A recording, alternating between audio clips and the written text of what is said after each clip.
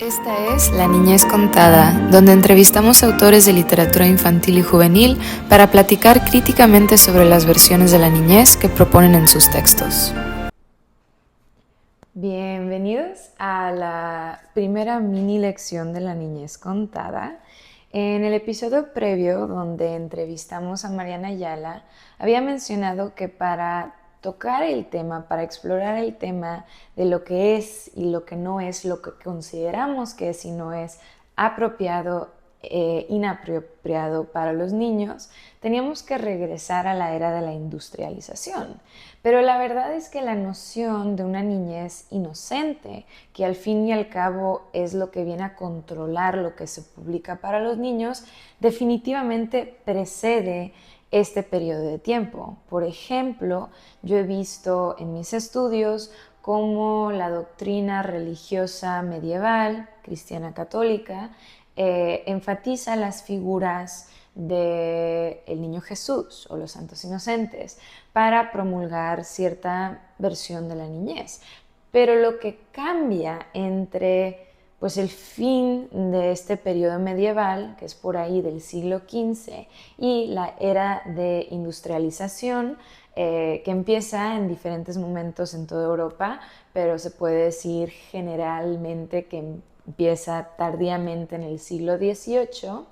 es qué tan aplicable son las nociones de las que estamos hablando. Entonces, si yo, por ejemplo, como teórico religioso medieval, opino que los niños no deben de laborar, no deben de estar expuestos al crimen, estar expuestos a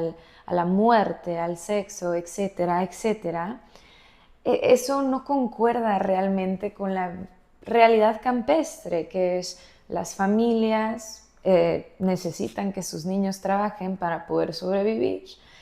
por una mezcla de la pobreza, el hambre y la enfermedad. Muchos niños ven fallecer a sus hermanos, a sus familiares, a sus amigos, y pues el quehacer adulto los mete en un entorno donde pues ven todo tipo de vicios, sea crimen, sean las apuestas, la prostitución. Entonces ahí yo puedo tener una idea, pero no es muy aplicable. Lo que cambia es que cuando empieza la era de industrialización se crea una nueva clase, la clase media, y esta gente está tomando ventaja de los avances tecnológicos que ha habido, se muda a centros urbanos y empieza a tener aspiraciones sociales ya más de lujo, más aristocráticas, cosas que antes solamente eran realísticas o se practicaban por la nobleza.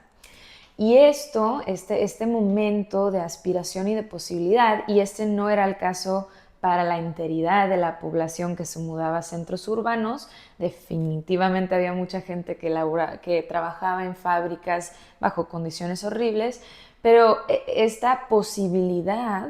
y estas aspiraciones surgen al mismo momento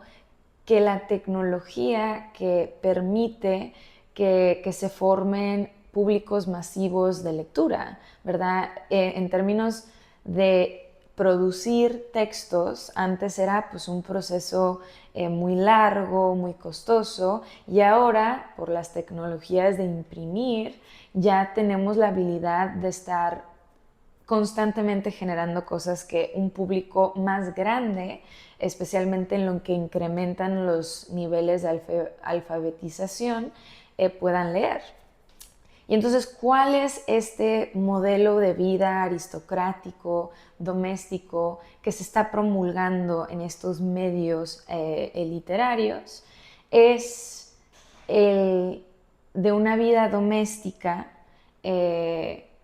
donde la mujer y los niños específicamente permanecen en el hogar y se cuida su elemento virtuoso, su pureza, a base de prevenir que se mezclen con el populacho en las calles. Y entonces el ámbito doméstico se convierte en el ámbito propiamente de los niños y de las mujeres, y el ámbito público el de los hombres. Entonces es aquí, en este momento, donde se convierte una realidad la posibilidad de tener una teoría sobre de lo que se tiene que proteger al niño y poder aplicarla. Y aunque esto está pasando en toda Europa, la verdad es que yo me enfoco en los cambios que pasan en Inglaterra por varias razones. La primera es que surge en el siglo XVIII la figura de John Newbery. Y John Newbery se conoce como el padre de la literatura infantil porque es el primer hombre, digamos, que le ve la oportunidad económica de crear un mercado literario para los niños. Hoy en día hay un premio de literatura, the Newbery Prize, que precisamente le rinde homenaje a este personaje tan famoso. Lo otro es que, pensando que otra vez el mercado de literatura infantil inglés es uno de los más avanzados, dado que el padre de la literatura infantil ahí permaneció, empieza a haber en la era victoriana, que ya es el siglo XIX, un interés muy marcado de parte de la cultura inglesa en adaptar los cuentos de hadas para los niños. Ahora, estas fueron historias que no fueron destinadas para niños originalmente. Figuras como Charles Perrault en Francia y los hermanos Grimm en Alemania fueron al campo y coleccionaron estas historias, y lo primero que hicieron fue adaptarlas para una audiencia que pudiera comprar la colección de cuentos, es decir, alguien con mucho dinero. Entonces el primer nivel de adaptación fue un nivel de burguesía, de nobleza, etcétera. Y después, ya en la era victoriana, se forma una asociación infantilizante, tristemente, entre los intereses y las capacidades intelectuales del populacho, de los peones y de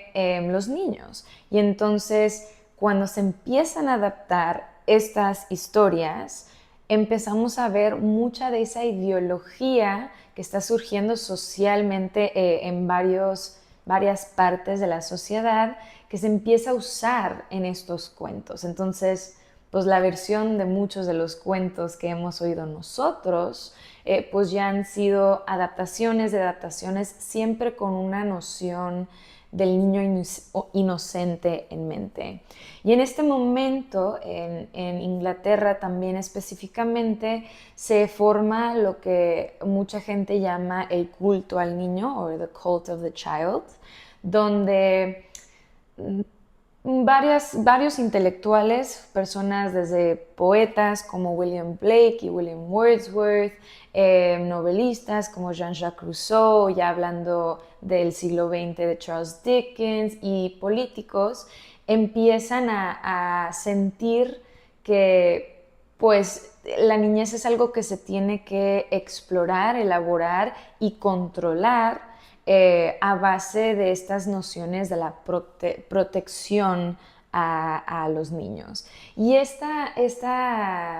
noción de la niñez como una parte de la vida que se tiene que proteger de varias maneras, tiene sus impactos no solamente en toda Europa, pero también en las Américas. En México, por ejemplo, tiene sus efectos más tarde, especialmente porque, bueno, después del movimiento de la independencia hubo mucha inestabilidad política que hizo que el proceso de establecer mercados literarios y pues llegar al nivel de alfabetización donde pues venga al cabo construir así mercados literarios, se tardó pues mucho, dada esa inestabilidad política, pero ya que entra después de que sacan al emperador Maximiliano, Benito Juárez durante la República Restaurada y la transición al porfiriato, pues entramos en un periodo de paz relativa, donde pues la generación de contenido intelectual, contenido literario incrementa y se adopta esta idea de pues una niñez recogida, una niñez protegida. Incluso si ustedes buscan recursos primarios, que aquí sería pues periódicos del Porfiriato o libros publicados durante esos años o revistas, van a ver que sí se hace una diferencia, especialmente en los espacios urbanos, entre el niño, digamos, verdaderamente niño, que es el niño que permanece en casa con su mamá, que tiene muy poca interacción en las calles, que no sabe de trabajar, no sabe de violencia, no sabe de sexo, no sabe de nada porque está en este ámbito doméstico protegido. Y el niño callejero que verdaderamente no es niño, ¿verdad? En muchas de las revistas y los periódicos del periodo se les describe como niños cuya niñez a lo mejor y fue robada. Ya no pueden ser la versión del niño que es aceptada como la correcta porque pues ya han sido manchados por que tenían que trabajar, porque juegan en las calles, porque leen cosas que no deben, etcétera, etcétera. Y aquí lo que yo creo que es muy interesante, y como he dicho, estas van a ser mini lecciones, son pedacitos de conocimiento que tengo yo que creo que informan muy bien nuestra interacción con la literatura infantil. A mí se me hace muy interesante. Nosotros podemos pensar que nuestras ideas sobre lo que es apropiado e inapropiado para niños son propias, ¿verdad? Pues esto es lo que me enseñó mi mamá y mi abuelita y lo que investigué yo y por eso tengo estas ideas. Pero la verdad es que muy rara vez, yo diría más bien nunca, podemos escapar de estas influencias sociales que a veces sí nos parecen que tienen poco que ver con la niñez, ¿verdad? Nuestra concepción de lo que es apropiado es impactado por nociones de clase, nociones de género, nociones políticas, y creo que es muy importante explorar esto para entender que estas ideas no son universales, no se puede decir que son correctas o incorrectas, son opiniones personales. Y a lo mejor saber un poco de este contexto nos inspira a, pues, profundizar un poco y a lo mejor desafiarnos a nosotros mismos para llegar a conclusiones sobre lo que los niños pueden y deben de aguantar de contenido, qué los puede preparar para la vida adulta, qué tipo de información es buena información de transición. Todas estas cosas son importantes e incluso cosas que podemos discutir con nuestros niños. Entonces, esta ha sido una mini lección. Siéntanse en confianza de hacer preguntas en los comentarios si quieren un poco más de información específica sobre fechas, eras que he mencionado, movimientos políticos o sociales. Pero sí, estas van a ser el tipo de mini lecciones que vamos a estar teniendo después de cada una de nuestras entrevistas, para que vayamos aprendiendo y platicando juntos. Muchas gracias. Bye.